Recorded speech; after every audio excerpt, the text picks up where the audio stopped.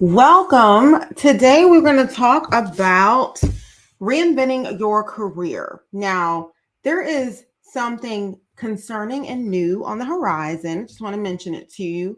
I'll tell you about it in a little bit. But just when you thought it couldn't get any worse in the job market, there's some disturbing new information that's been talked about more and more frequently. You guys have your heads down doing your work, but as a career coach, as someone who helps people get their life where they really want it to be, their home, their work life, I hear these things more than you, and it's my job to stay abreast of it. So let us know where you are watching. I want to know where we're reaching across the globe. Really, I have clients who are everywhere, and I want to talk to you about a few statistics regarding the job you have now. Okay, they're saying that only 33% of people are happy. So this is a Gallup poll where they're asking people, well, how happy are you in your current job or career? And it's not going very well. So like a third of the people. Then when you ask people about burnout, it's over 50%. So why is it that people are staying at their job 4.5 years? The average amount of time, all ages considered, is about 4.1 years. Well, most of us can think of the job that we couldn't stand and so on, but we have to be super careful because there's some things to think about before we make a big drastic move. So if you're between the ages of 25 and 34 years old, you are going to stay at a job even less because you guys have figured out, you've got resources, you got the internet, you've got your friends telling you what they are experiencing, which is maybe positive at another place. You don't have to put up with that. So if you're between 25 and 34, 2.8 years is common for you to want to switch jobs. And the median tenure for people 55 to 64 is about 9.9. I'm not sure why there's a big gap in there. But if you're a management or professional, et cetera, it's more closer to the 4.9. So if you're in the usual statistic of like 3 to 5 years at a job, that is about right. It's about average. It's about normal.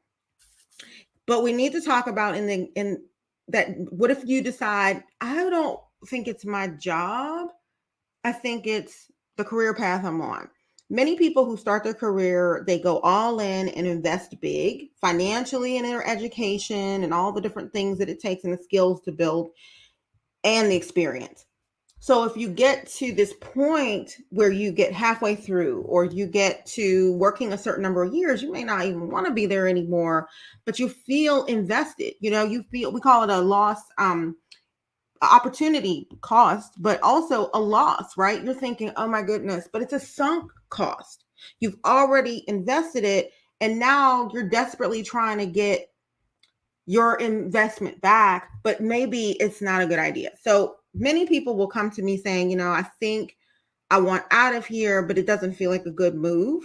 So let's talk about some of the things you need to take a closer look at before you decide to move on. So number one, when you are thinking about career changes or job changes, you have to be proactive instead of reactive. How many times have we been running away from a toxic job, or we heard there were some layoffs coming in our industry or in our company? So oftentimes people are running away from something after something bad happens. Okay. So I don't want you guys waiting, thinking. The best way to decide if you're doing the right thing is to start making moves, having the right next steps. Because if you don't move on the ideas that you're like, I don't know what I should be doing, chances are you're going to be in the reactive category. And these companies are just like eliminating entire departments. And this is concerning for those of us in the medical field. Nurses, they didn't eliminate your positions, but they burned you out. The staffing ratios were horrific during the pandemic. Raise your hand if you know what I'm talking about. If any of this applies to you, let me know. But staffing ratios aren't right. The workload isn't right. And then they decide money is first instead of everything that they said on their website. And now they're out here putting out physicians for people with a third or a quarter of the training. whole anesthesia departments, whole pediatric departments. So you, in your industry, you may have seen the same thing.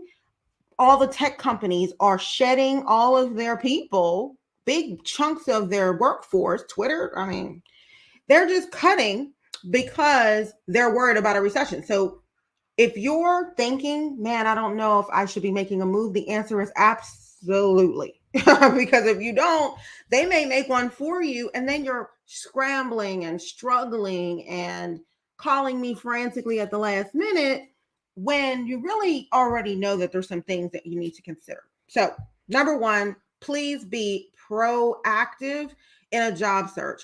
Now, another thing you don't want to do is get distracted by the news, the weather, climate change, hurricanes. There's all these things happening all around you, but that's reactive. Once again, you don't want to put your attention and energy that you could be using. I laughed so hard yesterday. Netflix went out. Apparently, there was some live broadcast, some show I don't know anything about, and I was probably putting the baby to bed. And people were like, oh my gosh, I saw it, posted all over the place the next day. But if you have that kind of time, you probably should be dedicating it to the next steps. I'm just picking on you, but you're probably numbing and trying to distract yourself from things that you really should do. So number one, don't avoid the uncertainty of taking the next step. Number two, why are you leaving? So when you're going to make a new career move or make a next step, you need to know why. So is it a purpose? Is there a particular mission? Is there a particular set of values that is driving this decision? Or is it a company integrity issue and you just need to find a new place? Or are you experiencing things that are making you realize that I don't know if I want to stay in this particular path? So if for some reason you look at the pay and that's the problem, well, it could be your entire industry, but it also could just be your job. If it's your values, once again, industry versus job. If it's the culture, same thing. But if there's like a ceiling above your head or one that you feel, reasons you may feel stuck, not getting promoted, not stimulated, etc., then that can take up a lot of energy. And so you don't have a lot of time to figure out your why. So maybe when you're sitting relaxed on vacation, yes, it can happen. Trust me, my clients love it. But when you unplug from everything, are you restful at night? And if not, go on and get back out of bed and get your pencil and pad out, because you may want to sit around and think, why am I on earth? What is it I want to do with my life? What am I good at? What's worth my time? Okay, so we'll talk about that a little more. So micromanagement at work is another reason people get fed up, frustrated, and ready to get out of there. They're like, you hired me to do a job. Why are you all in my face? But know that the job you have is going to go a lot easier, career as well, if you feel passionate about the work you do. It's a lie to say that, if you like what you do or you never work a day in your life. It's all nonsense. So it's important that the time you're spending away from your family, your friends, your comfort of your home. Many of us do not get to work at home. You're sitting in traffic and commuting. It needs to be worth your time, and it needs to have a bigger picture. I always put my legacy sign behind me. It's one of the reminders that I have that some of the things we do are difficult decisions, but they need to be done. So what is the why behind your move? So number 3 is what I alluded to at the top of our conversation. Burnout is something that we all have heard a lot about, but there's a new term that is dangerous. So stuck, lack of progress, feeling like you don't have any reason to get excited at work. You might be bored and you may feel depressed. Well, guess what? That sounds a lot like burnout, but the difference is you feel it when you're not even at work. So burnout is a whole lot about, I'm feeling this mainly related to my job duties or my responsibilities or the burden that with that particular type of work. But if you're feeling it when you get home, if you're feeling it and people mention it to you, if your friends and family are saying, you don't really have a lot of energy when we see you. So it's spilling into your personal life. This is actually called rust out. It's beyond burnout. It's like over the edge. They just leave you out in the cold to rot, and you feel it. Okay, so feeling that way outside of work is dangerous. There's no good things that can happen if you do nothing. So be proactive yet again. Next, let's talk about skill set. When you are considering going to something new, you need to do yourself a favor and consider what skills you have that are transferable. A lot of us don't think that way. We're like, oh, this job is so black and white. They said they wanted this degree, they said they wanted this many years of experience, and they're very particular about that. But that's not always the case. The job you have now may have a lot of responsibility and may be transferable. So you really should sit down and think about the types of skills you bring to the table, no matter where you are.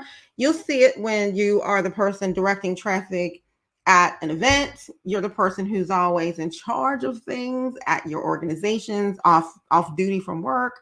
You're that person who's at the head of the PTA, or PTA mom, whatever it is.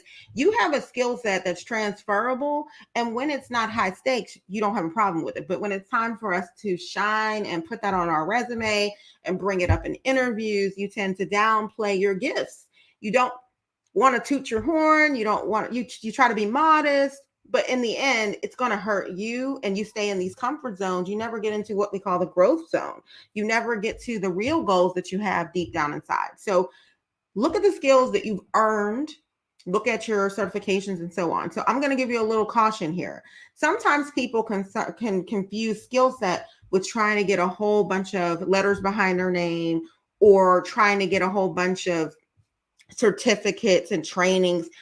Most people really don't need that in order to make a move. So just consider not wasting too much energy unless you get some information that we're going to talk about in a second. Okay. We also have talked in the past about personal brand. This is important now to consider more than ever. One, because new employers are always going to want to look you up and see if you're the real deal, and what kind of words are you using on your resume? What kind of words, keywords are you using when they search you on LinkedIn or other professional sites? So there's a lot to consider here.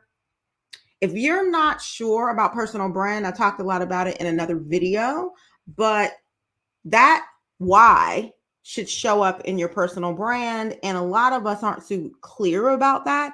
And I always tell people to bring their values to work. If you are you should be that person who's convicted about this, or this all the time. Now, we're not talking religion and politics, but basic premise of who you are and who you serve and why. It's going to be everywhere you go. So you want to make sure that if there's some things that really make you unique or make you desirable across the board, you should definitely put those up front and center. And if it includes volunteer work. So if you're considering reinventing yourself, one of the ways you can do that is volunteering at organizations. And those letters are going to be glowing recommendations, and they may be useful in a different way. And the last thing I will say you can do is, first of all, don't wait till you need a job to start doing some of these informational interviews. So people who already have the job that you're excited about or considering, or you're trying to get into their career field, people love to talk about their field. They love to talk about their work. They love to talk about their projects, if that's not private information from the public or something.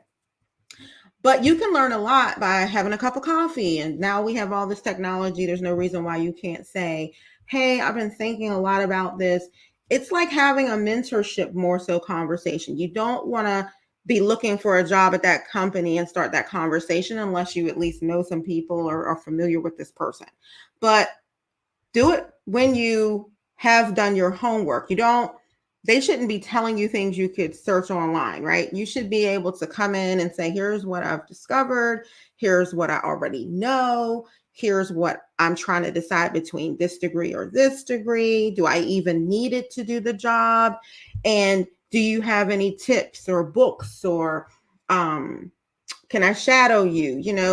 People think that just because you're older and you stayed at this job forever or in this career field forever and thought it was going to be the end for you, you're going to stay there the rest of your life.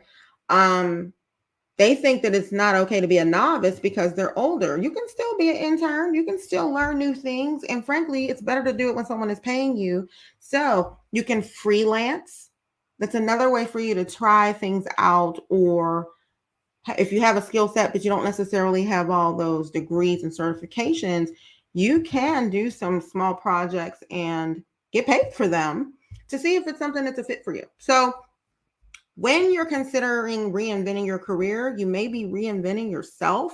It may be an entire identity shift for you because, we talked about the good girl myth. Some of us just did what was expected of us. Some of us did what sounded good on paper. Some of us thought this was a guarantee, so we stayed in a job or a career that may not fit anymore.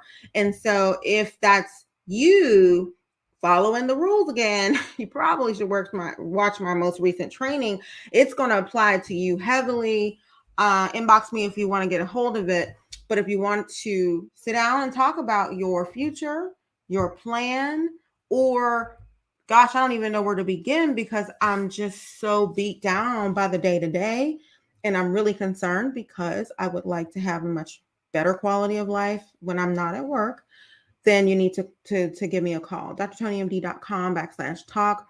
Reinventing yourself doesn't have to be hard, but waiting too long makes it very stressful. Remember, I said that. Don't wait. Even if you're not sure, you should call. Next week, I have a couple of ideas about what we're going to do.